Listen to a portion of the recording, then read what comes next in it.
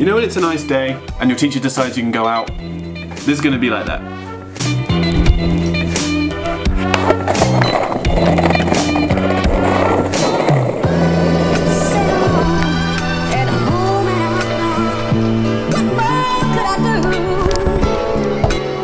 Let's go. So I'm about halfway through my French journey now. I'm 2.5 months into a 5-month trip. And when I first started this trip, I said some reasons why I decided to pick French. And I thought now would be a good point to revisit those and talk about them a bit more, and also see if they have changed, or if I have suddenly realized that I've made a massive French flavored mistake, basically. So the first thing is that I thought that French sounded really cool. And it does. I mean, that has been 100% confirmed by my being here. Whether you are angry, happy, sad, trying to like vent your frustrations at somebody, you always sound really cool when you're speaking French. The reason that French sounds like this is because they have all these apostrophes that they throw around. They have T's that they put in places where they're not really supposed to be grammatically, and words that end in a different way, you tend to put like a Z in the middle, and there's all these different pronunciation rules that are deliberately designed to make French sound really flowing and really cool and really beautiful. And those are great, but it makes the pronunciation really hard to learn. In fact, speaking like a proper French person was the main thing I was looking forward to, and has turned out to be the biggest pain. Like, German is just so easy pronunciation-wise, I have realized. You've got to learn how to do the umlaut, the V, and the F. And the W, sorry, I forgot one letter that you have to learn to pronounce. French is not like that. Do not think that French is like that. Admittedly, some things are easy, or not easy, but for example, you tend not to say the last letter in a given word, and that's fine. Once you've learned that, you can kind of get used to it, and you just get used to chopping off the last letter of every word, fine. But then there are other things like the conjugation endings. I end up butchering the language at basically every turn, essentially, is what's happening. But this isn't impossible to fix, and what I've been doing a lot of recently is watching French films, reading French books, listening to the audiobooks while I read the book, and that has been really helpful because I find it so much better to imitate something that you're hearing than to have to do it yourself. Which brings me quite neatly onto the next thing that I was looking forward to in French, which is the media. All the films, all the movies, all the books, all the different bits of culture that you can access. Bonjour. Ça va? Where was I?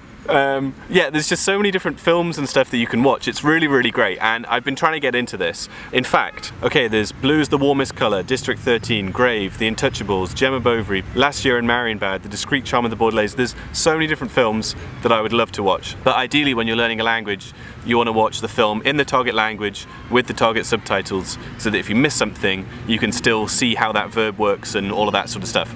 That is something that I can't do. It is very dark all of a sudden.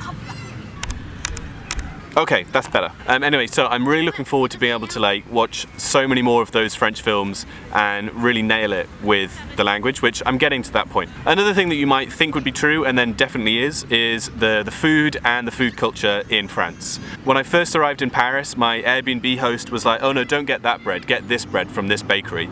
When I first arrived in Lyon, my host was like, oh, you must try this cheese and you need to have these like sausages that they do in Lyon. And now that I'm in Bordeaux, my host insists on making sure that we have the best wine, and will throw away wine if she drinks it. She's like, oh no, this isn't right. This isn't what we should be having with this meal. So all the stereotypes are true about French people and food, and they are fiercely and rightly proud of the food culture. They have the food and the culture that goes around it that every other country wants to have, basically.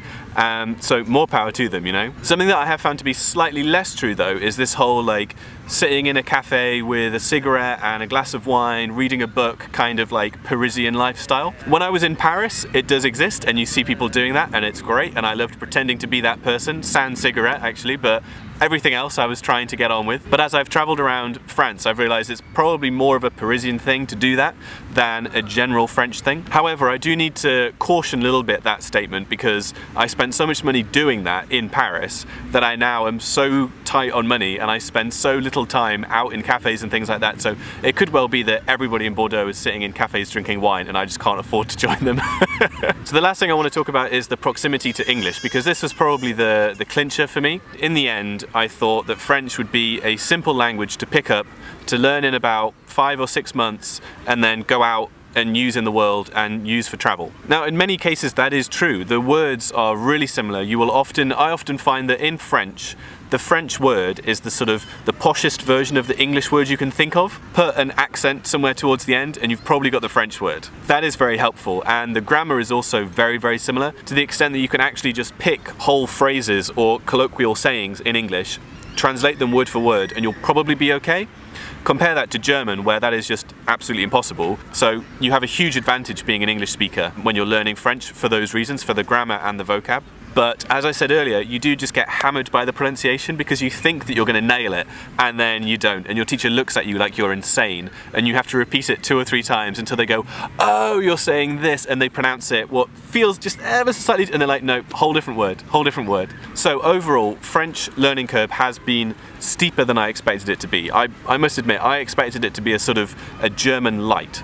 It's not like that. It's still a whole different way of thinking. It's still a whole different way of getting your thoughts across, and it does take some time to adjust, but I'm so enjoying that process and I don't regret it at all. You know, do I still think I made the right decision? Absolutely, because I've had the best time out here, had the best food, met some amazing people. It's been incredible, really, really good. If you're unsure about learning French, I would wholeheartedly recommend it. Go and do it. I've had a great 2.5 months so far. So thanks for watching this video. If you don't know me, my name's Tom and I'm 2.5 months into 5 months of learning French. So if you want to follow me for the next 2.5 months of my trip, then don't forget to subscribe and you'll get all my videos straight into your newsfeed. Subscribe. Anyway, thanks again. I'm going to stop now that my words have stopped working, and I will see you next time. Cheers.